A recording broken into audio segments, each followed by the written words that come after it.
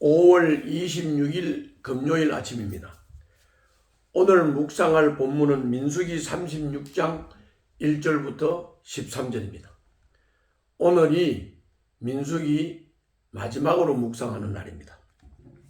자, 오늘 본문의 핵심 내용은 아들이 없는 가문의 딸들이 기업을 상속받는 규정을 주셨습니다.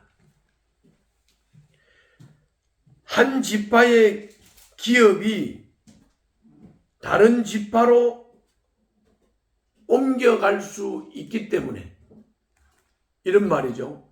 딸에게 상속이 되었으면 딸이 결혼을 하게 되면 다른 지파로 이 상속받은 유산이 다른 지파로 옮겨지게 된다. 그 말입니다. 그래서 아들이 없는 가문의 딸들이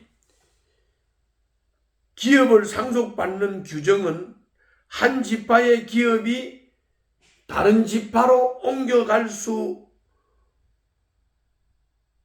있다는 문제가 생기기 때문에 주님이 이를 방지하기 위해서 딸들은 자기 지파 내에서만 혼인을 하도록 규정을 명령하셨습니다.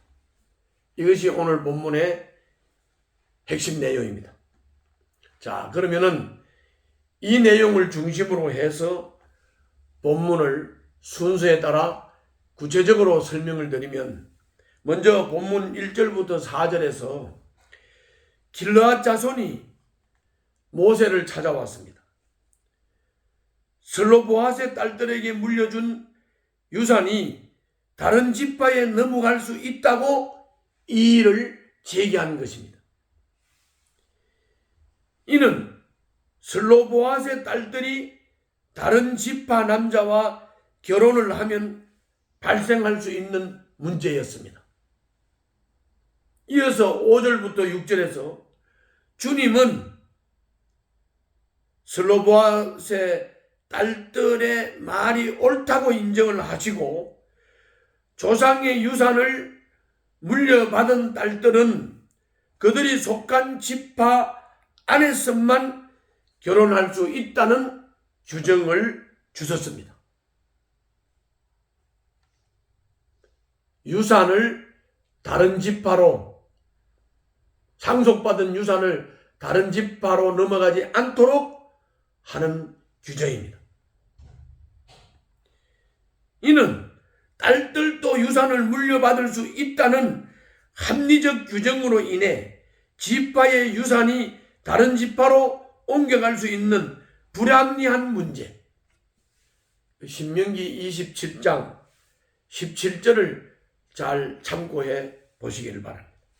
이런 문제가 발생했기 때문에 다른 지파에 옮겨질 수 있는 불합리한 문제를 방지하기 위해서 마련된 규칙이다, 그 말입니다.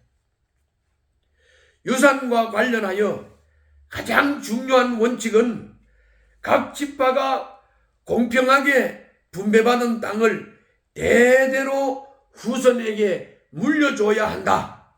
이게 유산에 있어서는 가장 중요한 원칙입니다. 4절에 보면 희년법이 나오죠. 희년법.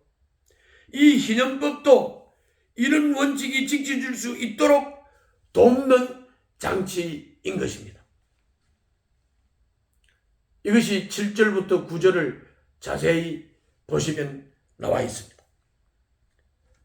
마지막으로 10절부터 12절에서 슬로보핫의 딸들은 주님의 명령에 순종하여 모두 자기 가문에 속한 사촌과 결혼을 했습니다.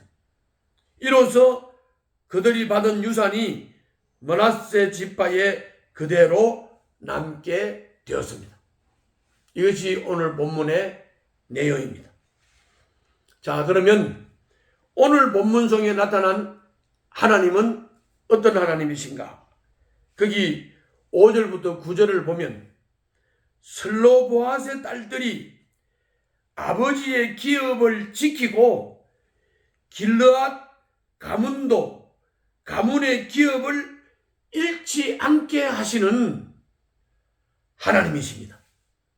다시 말하면 유산을 지키게 하시는 하나님이시다. 그런 말씀입니다. 기업을 지키려는 백성들의 노력이 하나님 보시기에 매우 좋았습니다. 그렇습니다. 지금도 마찬가지입니다. 우리도 하나님의 뜻대로 무엇을 구하면 요한일서 5장 14절 말씀과 같이 하나님의 뜻대로 구하면 모든 것이 합력해서 선을 이루게 하실 것입니다.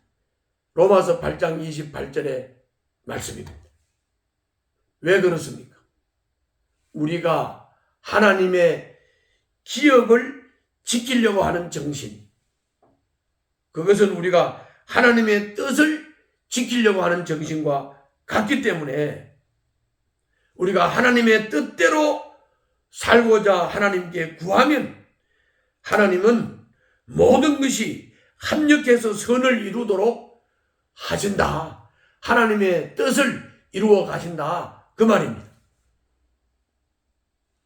다음은 오늘 본문을 통해서 우리가 받을 수 있는 교훈입니다. 10절부터 12절을 보면 슬로보앗의 딸들은 아버지의 기업을 상속받을 권리를 주장을 했지만 가문의 기업을 보호하려고 하면 자유롭게 결혼할 권리를 포기해야 했습니다. 그래서 슬로보앗의 딸들은 사촌들과 결혼을 함으로써 기업을 지켰습니다. 자기 권리만 주장하지 말고, 그러므로 우리는 자기 권리만 주장하지 말고 남의 권리를 침해하지 않도록 책임을 다해야 한다는 것을 오늘 이 사건을 통해서 또 이 가르침을 통해서 우리는 깨달을 수가 있습니다.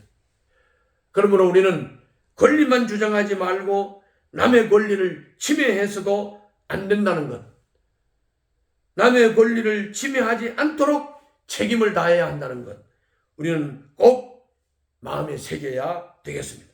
공동체와 이웃을 위해 절제하고 포기해야 할 일이 무엇인지 생각하고 행동해야 되겠습니다. 우리는 공동체와 이웃을 위해서 절제하고 포기할 때 공동체가 살아나고 이웃이 살아나기 때문에 그렇습니다. 우리는 공동체를 위해서 헌신할 각오가 있어야 공동체를 지킬 수가 있습니다. 오늘 또 주님과 동행하시기를 바랍니다. 기도하겠습니다. 저에게 좋은 일만 구하지 않고 모두에게 좋은 일을 구하게 하여 주시옵소서.